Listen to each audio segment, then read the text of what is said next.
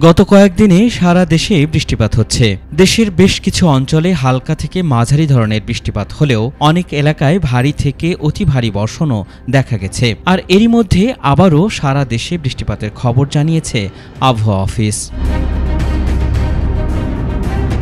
আবহাওয়া অফিস বলছে, আগামী 5 দিন দেশের বিভিন্ন অঞ্চলে হালকা থেকে মাঝারি ধরনের বৃষ্টিপাত হতে পারে।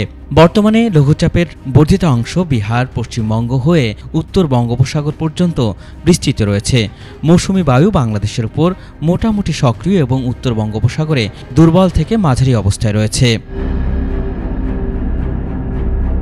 শনিবারের আবহাওয়ার পূর্বাভাসে বলা হয়েছে, ঢাকা, ময়মনসিংহ, খুলনা, বরিশাল, চট্টগ্রাম ও সিলেট বিভাগের অনেক জায়গায় এবং রংপুর, রাজশাহী বিভাগের 2-1 জায়গায় অস্থায়ীভাবে দমকা হাওয়াসহ হালকা থেকে মাঝারি ধরনের বৃষ্টি অথবা বজ্রসহ বৃষ্টিপাত হতে পারে। এছাড়া কোথাও কোথাও মাঝারি ধরনের ভারী থেকে ভারী বর্ষণও হতে পারে।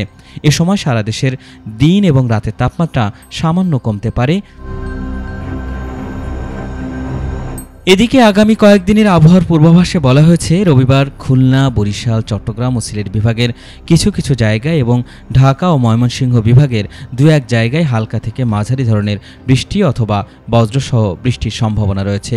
অন্যদিকে দেশের বাকি অংশে আংশিক মেঘলা আকাশসহ আবহাওয়া প্রধানত শুষ্ক থাকতে পারে। এ সময় দিনের তাপমাত্রা সামান্য বাড়তে পারে। সোমবারের আবহাওয়ার পূর্বাভাসে বলা হয়েছে, খুলনা, বরিশাল ও চট্টগ্রাম বিভাগের 2-1 জায়গায় হালকা থেকে মাঝারি ধরনের বৃষ্টি অথবা বজ্রসহ বৃষ্টিপাত হতে পারে।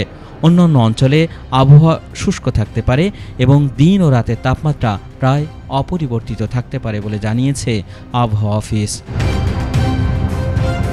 আল ইমরান, এটিএন বাংলা, ঢাকা।